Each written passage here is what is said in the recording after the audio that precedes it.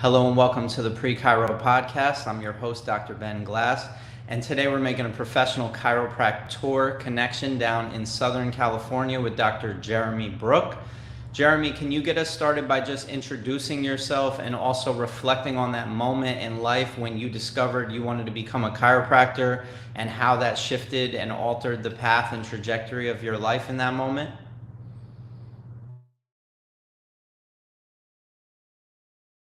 Nope. What just happened? I lost your audio. All right, we might have to redo this. All right.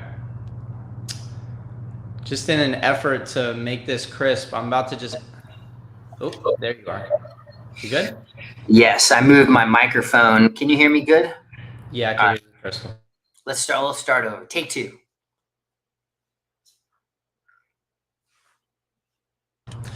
All right, so you want me to start over? Yeah, you start over. All right, so hello and welcome to the Pre-Chiro podcast. I'm your host, Dr. Ben Glass, and today we're making a professional chiropractor connection down in Southern California. My esteemed guest today is Dr. Jeremy Brook. Jeremy, can you get us started by just introducing yourself and reflecting on that moment in life when you decided you want to become a chiropractor? What was going on in your life? What inspired you and attracted you and pulled you towards this path? Yeah, absolutely. So I guess everybody likes to start off with their professional, degrees and accomplishments. So I'll start off with like the personal.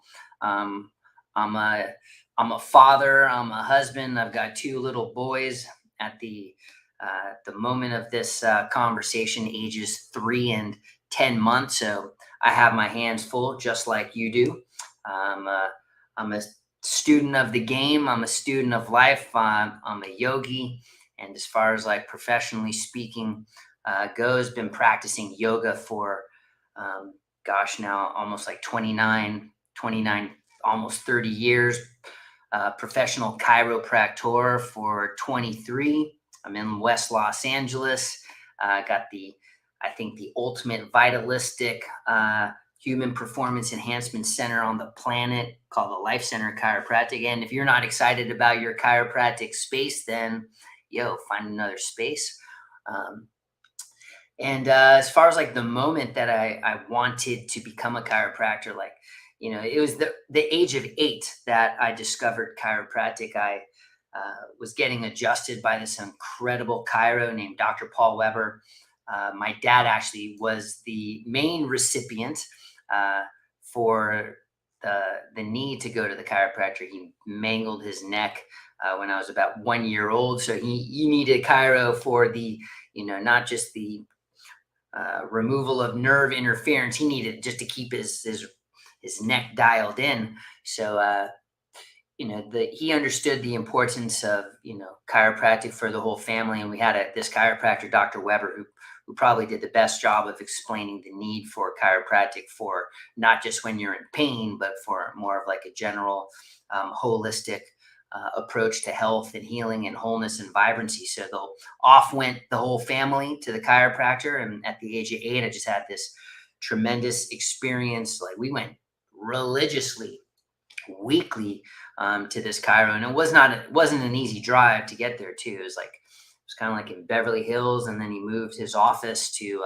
even further east. We were on the west side, kind of like close to the beach. Still am. But I just loved the way that the chiropractor, Dr. Weber, I loved his presence.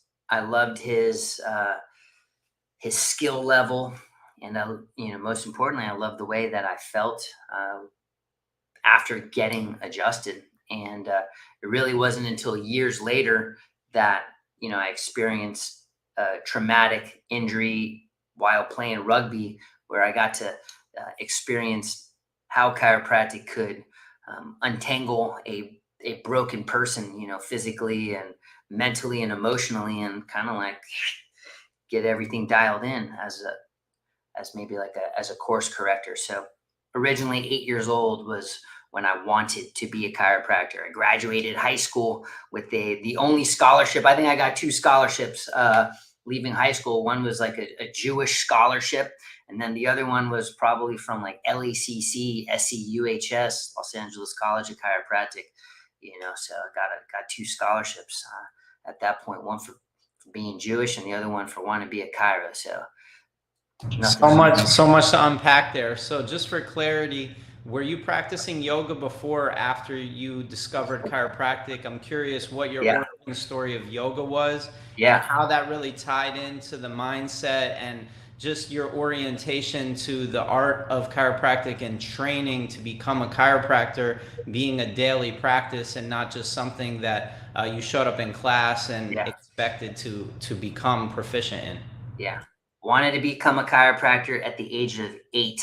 Went to University of California, Irvine, biology major, like biological science major to get like all of my pre-chiro classes. So, there's other ways that you could go about it. You don't have to maybe the 4-year university route may or may not be applicable these days, but that was kind of like my game plan: get the undergraduate degree and then slide straight into chiropractic. So I was on a crash course with chiropractic school, one way or the other. But the way that life unfolded, and it's a beautiful story, because it would have landed me in a different spot, and even that different spot would have been fantastic. But it was while playing rugby where I cracked my skull, bam, broke my nose, separated my shoulder, and subluxated my neck, incredibly gnarly. That's where like my life shifted. So we had a physical therapist who sponsored our rugby team. So if you got torn up, you went to the PT and they took care of you on the house. And it was like a very high end physical therapy center. It's called Pro Sport Physical Therapy. And the main guy, Joe Donahue, is just a beast, phenomenal human, great setup. And he had a bunch of he had one other main partner and some other kind of like physical therapy aides. And went there and got the whole setup for like my it was basically my shoulder. It was a separated shoulder. Couldn't punch, couldn't tackle, couldn't move. It was a disaster.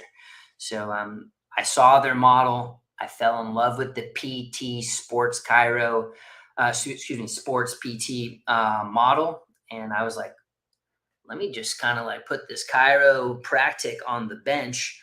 And I went kind of like into the physical therapy mindset. The problem is, the PT wasn't doing a whole lot for my shoulder, which was like kind of like my main reason for seeking them out in the first place. But I'm dealing with pain. I'm taking pain medication. And one day I had a terrible response to like the Vicodin, like landed me in the emergency room. And while in the emergency room, they gave you the cocktail, something to drink that makes you vomit and poop. And then everything kind of like sorted itself out. But while I was in the hospital, I kind of like had this thought process. I need to go to the chiropractor. I need to go back to, Dr. Paul Weber was kind of like my main thought. And he was my chiro, by the way, from like elementary school through like middle school, and then we had another chiropractor closer, and that person actually played a pivotal role in my development too. But to make this super long story short, by the way, you can read the full version that's in my book, The Spine Checkers Manifesto. Cheap plug. But I had this awakening. I need to get adjusted by Dr. Weber. Went to Dr. Weber, did an x-ray, adjusted my T1, Atlas, boom, boom. I was good. I was good to go. So like a year of physical therapy just kind of like was just a rub-a-dub, electrical stim, a little ultrasound, and rehab this and rehab that. Nothing. And you can imagine like the mindset of a 21-year-old feeling like strong and powerful, invincible. Granted, you crack your face and you break your skull and you separate your shoulder. You definitely have like a new awakening with your mortality, if you will, and your invincibility, which is a good thing. But went to Dr. Weber, boom, adjusted. That night I come home, sitting at the dinner table, and I said to my parents, I'm not going to physical therapy school. I'm back to chiropractic school. So Dr. Weber was like, yo, you need to go to Palmer. You need to go to a chiropractic school where there's philosophy. And I'm like, philosophy? What do you mean philosophy? I just kind of like wanted to be like a sports chiropractor, at that point. And just to circle back just a little bit, during this period where I couldn't like fight, I was also boxing and lifting weights and all that kind of good stuff. Couldn't really do any of that. So other than running on the treadmill and riding like a stationary bike. One day I saw some people like in masks going to a yoga class, and I was like, let's go, and followed him into the class, sat in the back of the class. And it was a brilliant older classical yoga teacher. Raghavan was his name. He was probably in his 70s. He looked like he was 40 at the time, and taught a very slow Shivananda style in the Bihar tradition, classical hatha yoga. It wasn't power yoga or anything like that, but I found, found out that was something special. And the year that I took off in between undergraduate and ultimately chiropractic school, it was yoga, yoga, yoga, yoga, yoga. I couldn't get enough. I couldn't get enough. So, once I started chiropractic school, a year and a year and a half later, if you will, it was already yoga, and then discovering the philosophy of chiropractic, and it was just boom. It synchronized for me so incredibly. Hasn't left. That synchronization hasn't left. So, took a smash on my face to await, course correct me from where I was going. But yoga and chiropractic has definitely been a part of my life. And just to give like a shout out to my high school chiropractor, Dr. Shelley Ross, she's retired too. But she told me to go to massage school while I was in undergraduate. So at 20 years of age, I went to massage school. She said, you got to get these puppies. You got to get them smart. You can be book smart and all that kind of, you can be athletic, but your hands have to do some work too. So that's, so. Thank you so Massage, much. yeah. Yeah, thank you so much for giving us such a big narrative arc over just, 8 years old all the way up to chiropractic school. There was a lot that happened in there, and there's just so much insight to be kind of extracted out of those stories. One is the synchronicity of you practicing yoga leading up to chiropractic school, and how that actually developed a foundation, which maybe you were completely unclear of the connection between yoga and chiropractic in the moment of beginning to practice. It just maybe felt good, and it turns your focus inward. Obviously you're on a healing journey, having cracked your skull and having to retrain certain body movements and tuning into like trust in your abilities again as a mover, as an athlete. But I'm just curious if we could kind of create an intentional pathway for pre-chiropractic students based on the experiences that you had, having gone to massage school, having practiced yoga, having been a college athlete. Maybe these are not the things that you have to do, but these are things that you can choose to do. Can you maybe just act as a guidance counselor, center your voice on that pre-chiro student, and maybe talk directly to them of like the lessons that you learned through that story you just shared of like just all these different experiences leading you to chiropractic school, and how that actually prepared you to become a chiropractor? Sure. Well, first of all, I would say that there are blessings in your injuries, and there are blessings in the wounds that you have experienced. And I don't want to say the more wounds and the more traumas that you've experienced, as long as those wounds and traumas are being healed or in the process of being healing, it's almost like a prerequisite if you're going to be in the holistic, hands-on healing universe. Because if you're in the allopathic universe, somebody comes in with a symptom, it's like, here, take this pill, and then the conversation's over, unless you're a functional medical doctor, and now you just need to kind of like get into the root causes. So I would say,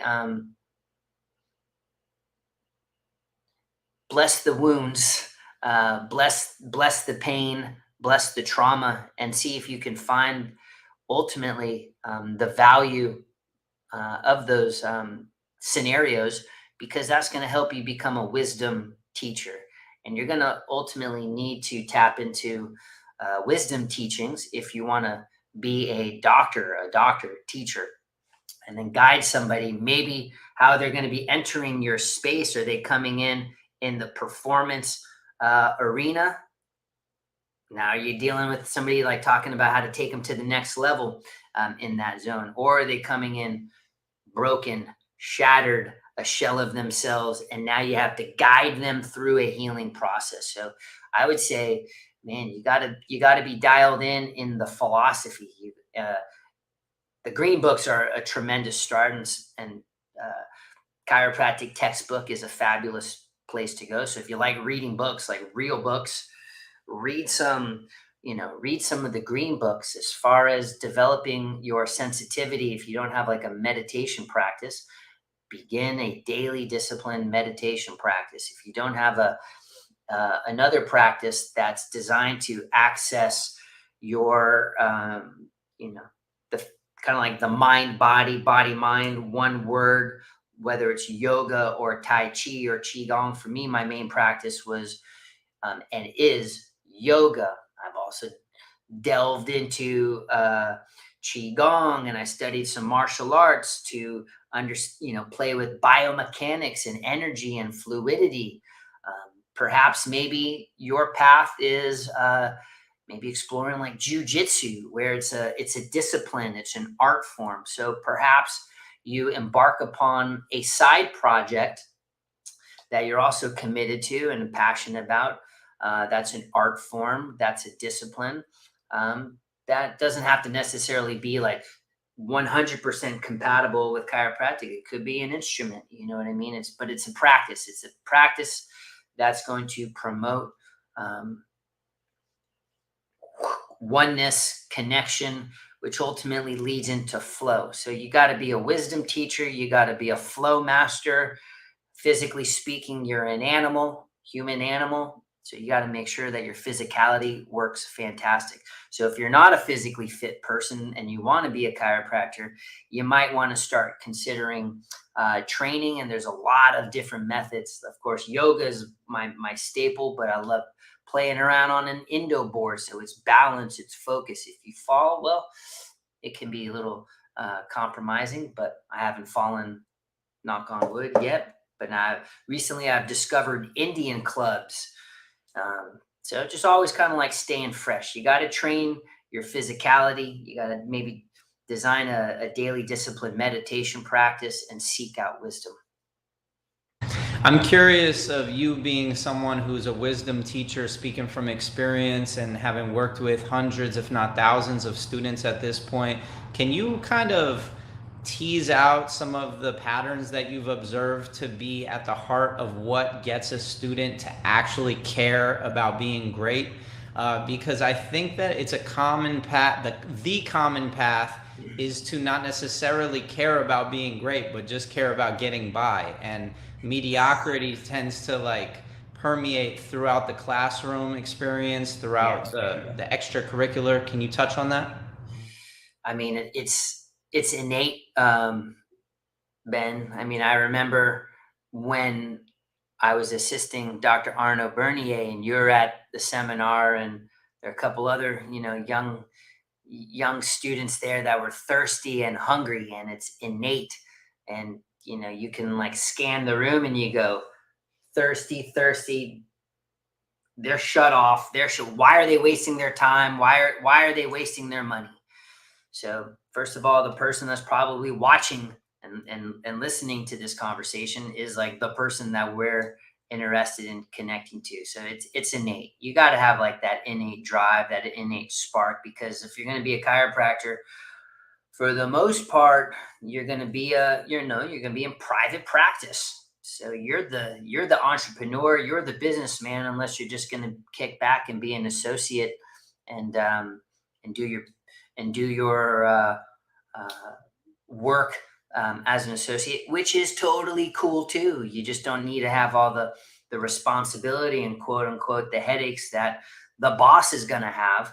So as far as the motivation and the drive, it's got to come from within. If it's not something like you got to find the spark, and it's maybe a seminar or a podcast or something that gets you fired up. Now, for example, I'm already driven so fast, so hard, so wired, and then like having two kids, it's like, oh man, I got to like unplug some of those driven kind of like plugs into like Jeremy Brook, chiropractor, and unplug some of that into Jeremy Brook, father, and then Jeremy Brook, husband.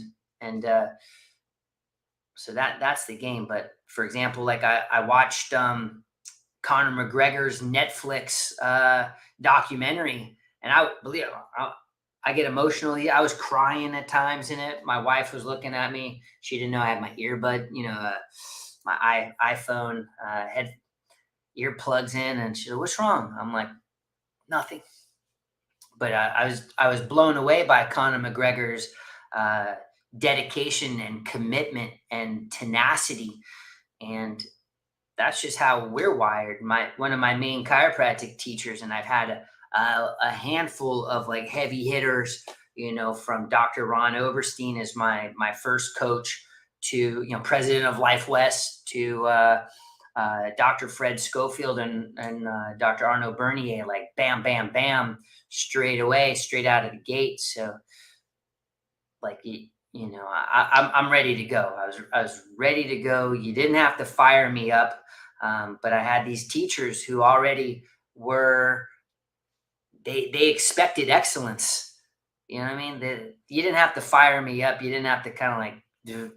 So look, if you're not fired up, you got to get a coach, and you got to get a coach to maybe like light a little, fire under your bum to get you going. But hopefully you're already innately driven, because you're gonna work hard on your practice. You have no idea how hard you have to work on your practice. I got a young preceptees coming into the practice. They kind of like strut in because they're a big dog and or a big cat, depending on their animal constitution. And then they're like, holy smokes, I had no idea there was so much going on in practice. You got to be a businessman. You got to be a manager. You got to have a great communication with your staff. And then, of course, like the people that you come in, they're not a number. They're not a case. They're not a dollar. They're not like paying your rent. These are people that are coming to you for the answers. So you got to like you got to show up. And that's what keeps me fired up, is that these people are coming to me to change their life. Yeah, my L5 hurts, my low back hurts.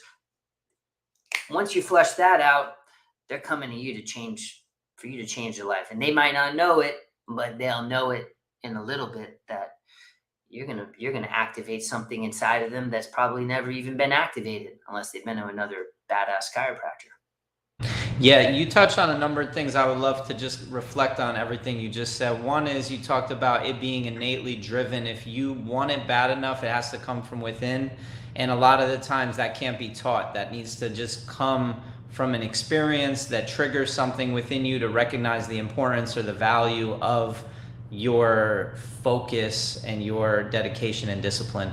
The second is you talked about the importance of lineage and the teachers that you had, and how they kind of held you accountable to reach your potential, or they just set a really high standard and expected more out of you than you knew that you were maybe even capable of at the moment.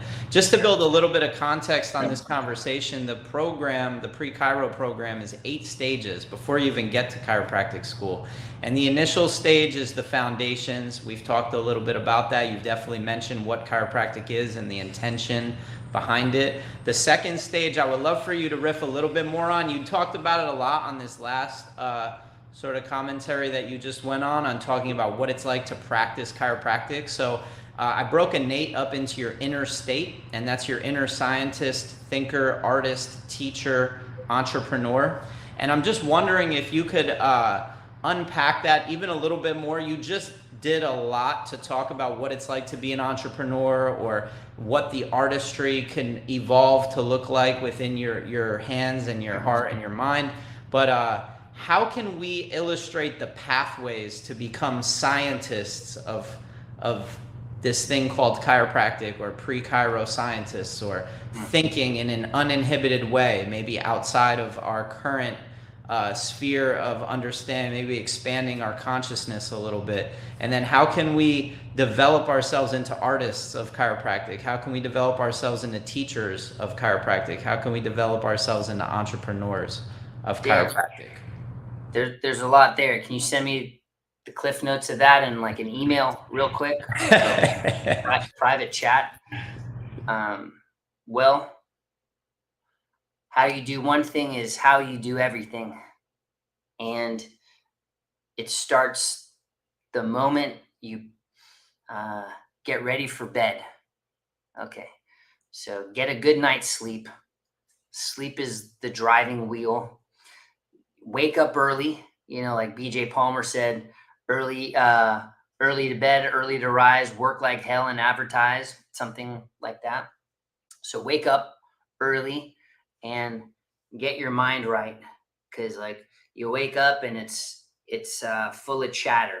Maybe it's just me, but you sit down and you get quiet for a moment and you have a practice that gets you dialed in. So again, this is you getting your mindset right, and then you get your body right, because let's just face it, if you're going to be dropping 100 side posture adjustments, or depending on what your moves are, it's like a 12-round fight, times 10 every single day.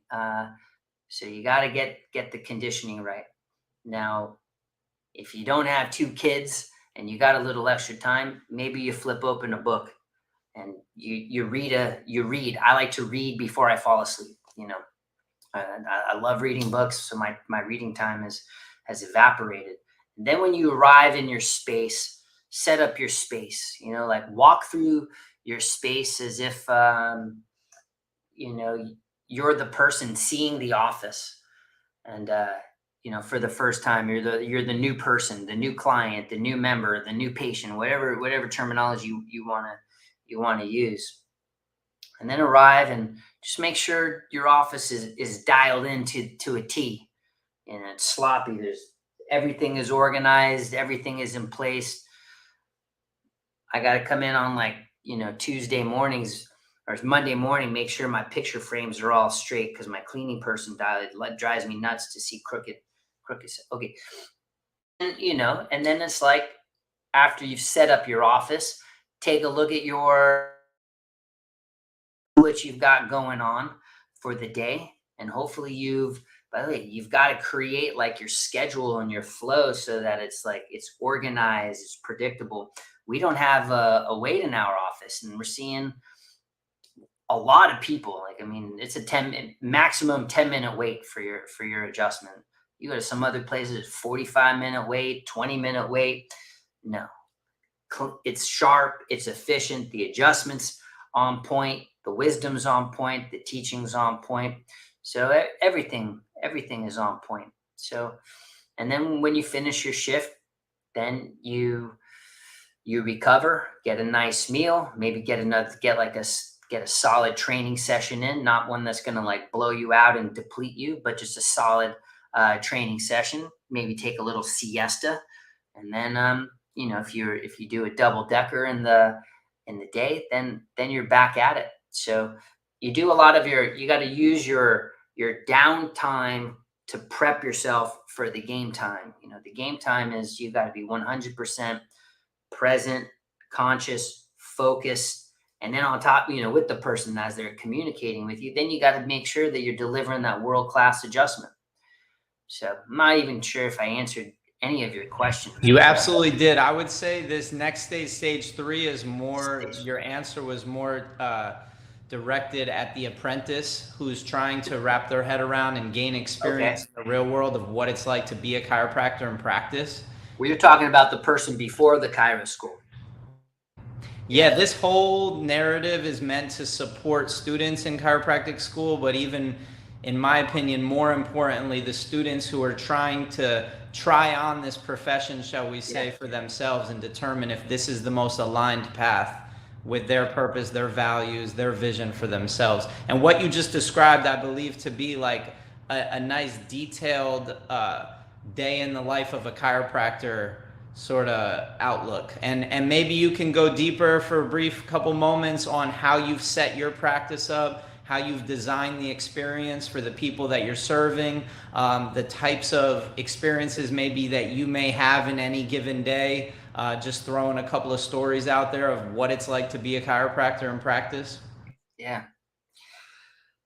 Well, I just wanted to like my space is it's like my dream. I think it's a beyond cool center. I mean, this little wall may not do it justice, because this is kind of like you're in like the main room, but on the wall straight in front of me, I can't turn my TV around, but you're seeing like phenomenal Alex Gray visionary art. All the artwork is like anatomy that glows. It's full of energy. It's full of like spine, nervous system, vitality. Just pops. It's all, you're going to see maybe like one or two like degeneration posters. We take x-rays too, but it's an office that the colors are vibrant. It's got great, aromatherapy, high ceilings, got pyramids hanging uh, from the roof, from the ceilings, and it's just vibrant. The people that come in, you take your shoes off. It's just a place that people want to come to. This is a wellness center. I'm not like, oh dang, I got to go to the chiropractor. Like, we got to sometimes kick people out, or we're breaking for lunch.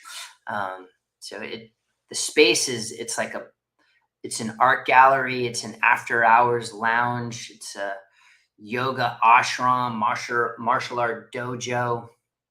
It's pretty cool. So Beautifully said. I love it. And if we would imagine that students have come and they've spent time at your practice, and I'm curious what you would prioritize for them to observe or to gain experience with while they're spending time with you. Maybe they come 10 or 20 times. Maybe, yeah. like you said, the preceptees, it's a little different. Maybe you had like an intern, but like, what do you think that experience could look like, or could feel like, or could be like for a prospective chiropractic student? Yeah.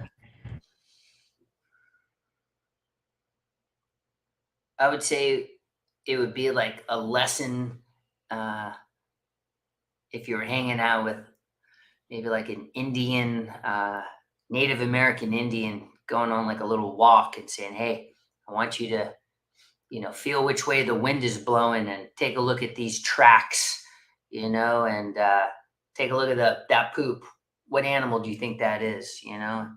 So I would have like the I would open up the senses to like, what, how does this person, without the person even saying a word, what are the impressions that you pick up? So I would try to first work on like the visual cues, and what are you picking up, and then maybe like listening to the words that are coming out of their mouth, and then I'll like have the person like look at the patient's eyes and get a sense, like, does this person look like they're expanded or contracted, or kind of like oscillating, or how to read the body, look at the body, and not just like you see a person in front of you, but like head, torso, split, right half, left half, you know. And then yeah, and then I would also say, watch how physical this job is, because you're not a button pusher. You're a spine checker, and let's just be real. You're putting thrusts into bones to access the nervous system. So you're seeing it on both ends. I would also have the person kind of like be attuned to how to serve the person up. A great experience, serving them, not just with the adjustment, but serving them as a human, and serving them and receiving them on their path. And like, you're like a maitre d', you're a server, you're a gardener, you're a plumber, you're an electrician. So I would just say, hey, you got to, there's so much going on other than lay down, crack, have a nice day. See you next week. That's $100. Absolutely. Thank you for that. I appreciate it. And so if we're also envisioning that this person that you just flicked a couple light bulbs on, moved a couple of gears in their sort of, yeah, just got them going, let's just Essence. say, and they're excited and they're inspired and they're like, wow, I had no Yeah. idea, but now I know and my eyes are open. And I'm on this college campus, guidance counselors aren't talking about chiropractic, teachers aren't talking about chiropractic. I want to start my own pre-chiro club. And I'm curious how you would support somebody who's embarking on that mission to establish a presence of pre-chiro on their college campus. Let's say it's UCLA. I don't know which campus is closest to you, but if we were envisioning the impact or ripple effects that having a group of students that were training in pre-chiropractic studies on their college campus and then sharing with their campus or supporting their fellow college students or teachers or administrators or guidance counselors, how can we put that all together into a really beautiful narrative or story of like how having sort of mini chiropractors, let's say they're not adjusting the spine, but they're shifting minds and they're telling the chiropractic story to their campus. How does that look for you? I mean, it sounds absolutely fantastic. Now, again, like, does the university support it? So it almost needs to be, in my opinion, based on like what you're describing, it almost has to be like the chiropractic colleges connecting with pre-chiro, if you will, so that they have a little bit more support. Of course, you could have like local chiropractors uh, supporting these radical students, let's just say at UCLA or USC or UC Irvine. Um, you know, it's just like, how are you going to get these peeps into a university? So I think they need the backing of of the chiropractic colleges to make it like the most efficient. Yeah, in my opinion, or just my observation, historically, we've leaned heavily on the admissions departments of chiropractic colleges Yeah. to facilitate this initiative. And in my opinion, once again, I believe it starts from the inside out of leveraging the efforts of students that are currently enrolled at those colleges to disseminate whatever that message is or whatever that energy or spirit is. And I think that imagining that they've already gone through some training and disciplined themselves and gotten focused enough on chiropractic and then gone and spent time in your office and feel empowered and clear and certain that what they're representing is in alignment with chiropractic and that they could just share this with fellow students and really teaching them that this pre-chiro club is like their future practice, drawing that parallel of experiences of like, what was it like for you to start your practice when you first started your practice, and how can we simulate that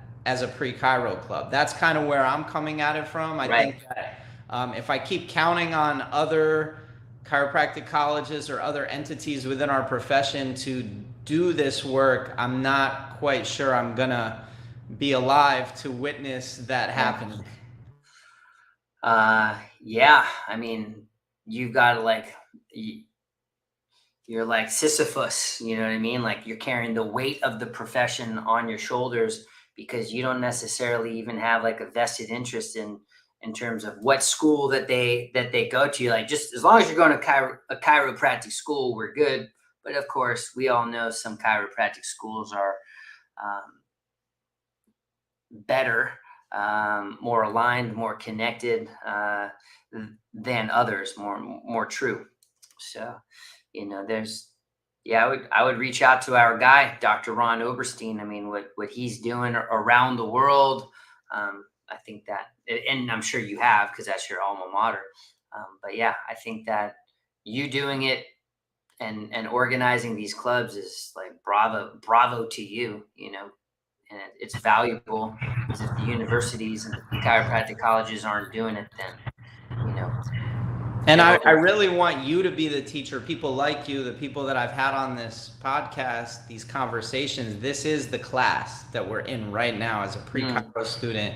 And so I'm curious, you continuing to act as the pre-Chiro teacher, with the fifth stage of pre-chiropractic studies, the capstone project, the independent study project, students are given 3 to 6 months to really explore any topic they want, however they want. Maybe we can create some parameters here, but I'm just curious if anything comes to your mind, if you were to provide a prompt for somebody to go and explore for 3 to 6 months, and maybe they're presenting on a tri-board at a science fair, or they're doing a talk, or they're doing a paper, or maybe they do something to creatively and self-express themselves after going through this. But I'm just curious if anything comes to mind of what you would recommend students consider doing with their time.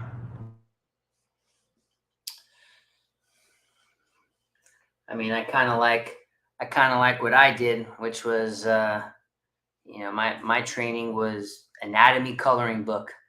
My training was massage. You can learn the body, and you know do some get your hands on the body. It's a hands-on profession. So I would say,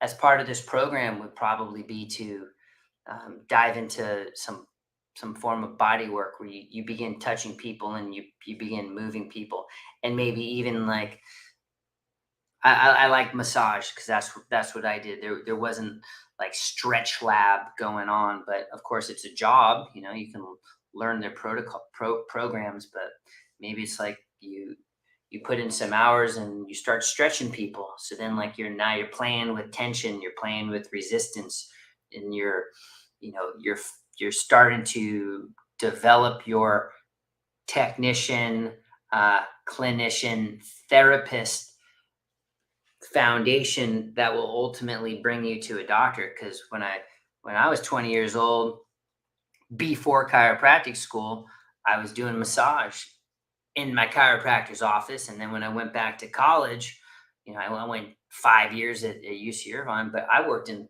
like 12 different chiropractic offices by the time I graduated. And then even while I was in chiropractic school, I was doing massage. uh, so I would say, in the build up, do a program special, you know I appreciate that. And me and you the share massage. that background of both having done massage before chiropractic school, which is interesting. I'm curious if we could just segue now to the work that you've been up to, Spine Checker University, Spine Checkers Manifesto, the book, the yoga of chiropractic. Can you kind of just describe the inspiration to develop each of these projects, and kind of like where you're at with all of that right now?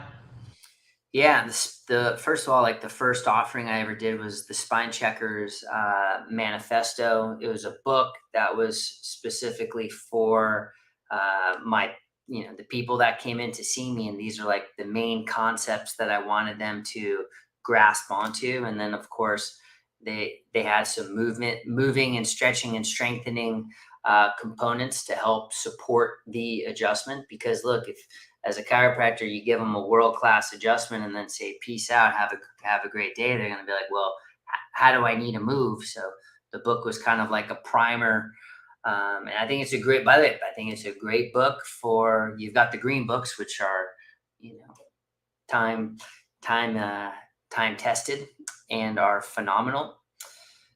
But I wanted to make sure that, like, we gave our people like a deep philosophical, vitalistic, biomechanical, metaphysical rationale for the work that we're doing. So you can get the book online, or even on digital format, if you will. The next project I did was the Spine Checkers Anatomy of the Spine, and I've loved teaching.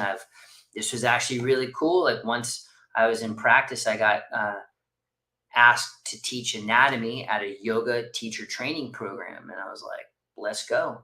And then from there, other yoga teacher, like very prominent yoga teachers, asked me to teach anatomy at their yoga teacher training programs, and I loved it. And then it evolved, and it expanded from there. So the anatomy of the spine was where I took people on a bone by bone journey, kind of like what's happening at this part of the spine through different type of uh, philosophers and scientists and artists from different fields, from yoga, from martial arts to different type of occult anatomy or novel anatomy. So that was pretty cool. It's about 5 hours, and then I've got a dynamic meditation where it's like right in the middle of the pandemic.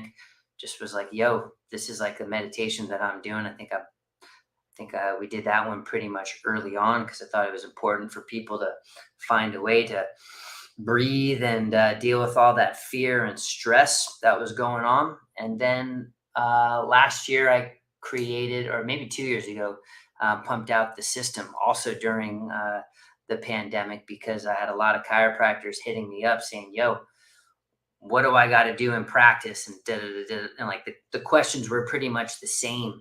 So I created like a foundational thought process of how I built the Life Center of Chiropractic, organized it. It's not so much of a say this and do this, well, say this, but it's a do this and do this. But I give like algorithms and thought processes into why and how we do things here for maximum flow and maximum efficiency. And then the Yoga of Chiropractic Adjusting Seminar, kind of like on hiatus for about pretty much like a year since my son was born, my second born.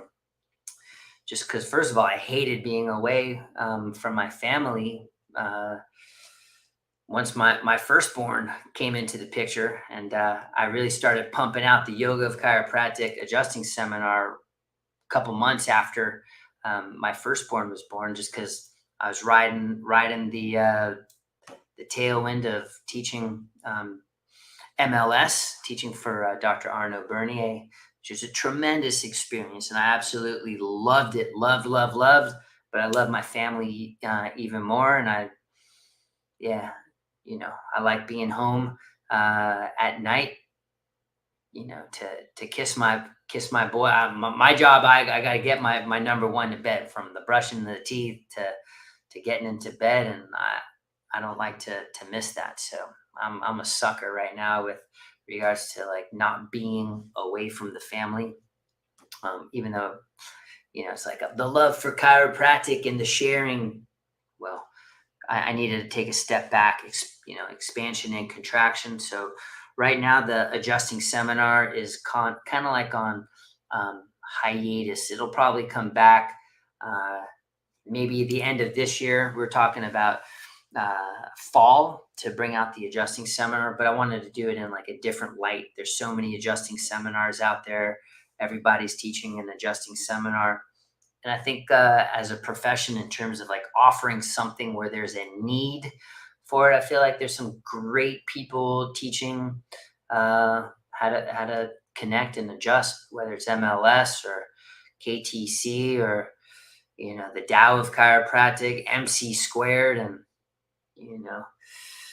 Focus OKC. The list can go on and on. You got Dr. Travis Stewart throwing out Making Moves. I mean, there's some great stuff out there. I'm not saying like the Spine Checkers approach isn't valuable, but it'll come. The teachings will come through in a different light. So that's it in a nutshell.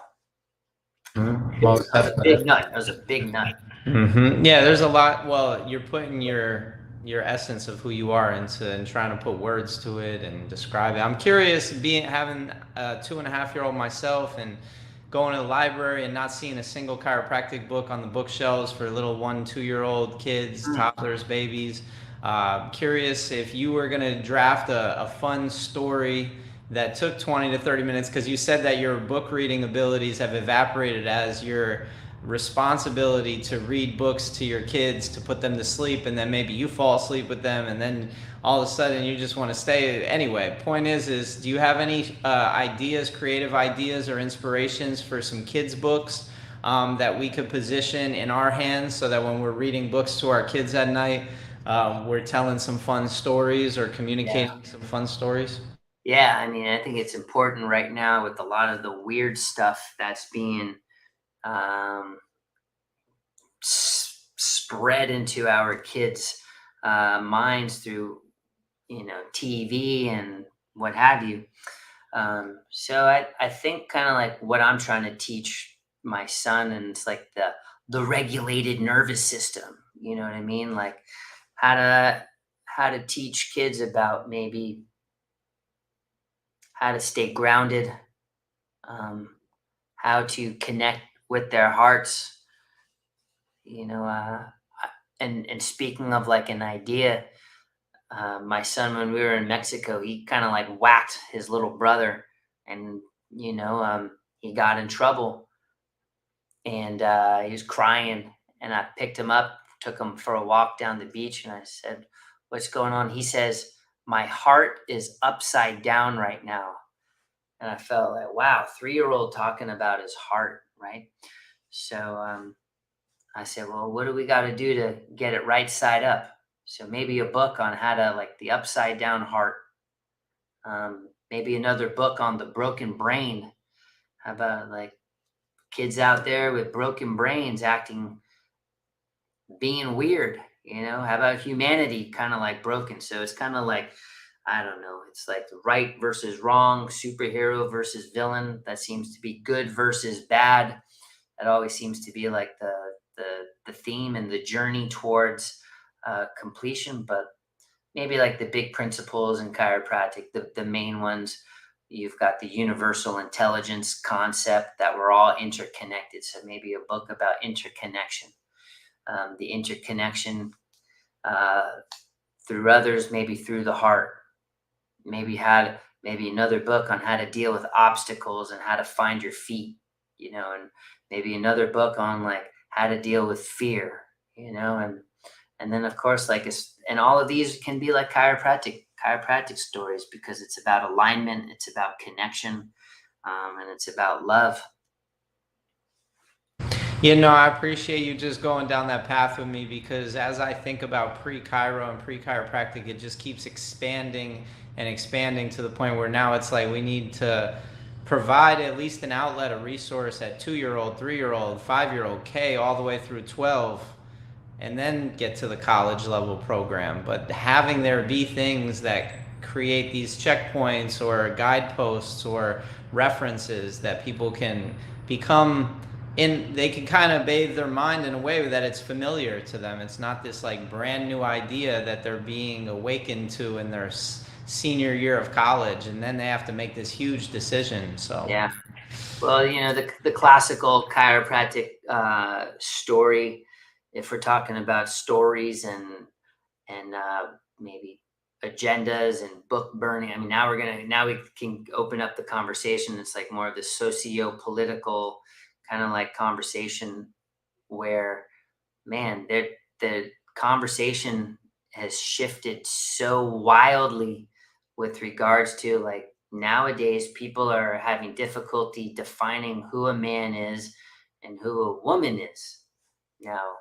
And here we're trying to talk about health comes from within, right? They're trying to say health is going to come from in the form of a friggin', injection, if you will. So we're the battle, as far as I'm concerned right now, is teaching kids that the health is comes from within.